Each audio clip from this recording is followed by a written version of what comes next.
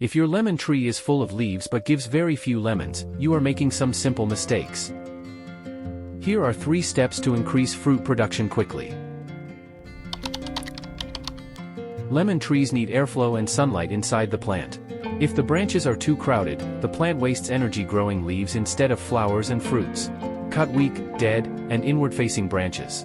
Leave only strong, healthy branches that grow outward. This helps the plant focus energy on flower buds. Lemon trees need 3 key nutrients: nitrogen, phosphorus, and potassium. But phosphorus is the most important for flower and fruit formation. Here is an easy homemade fertilizer mixture: 2 cups of compost or cow manure, 1 tablespoon bone meal or rock phosphate, a small handful of wood ash or banana peel powder. Mix this into the soil around the base of the plant once every 30 days. Lemon trees must receive at least 5 to 6 hours of direct sunlight per day.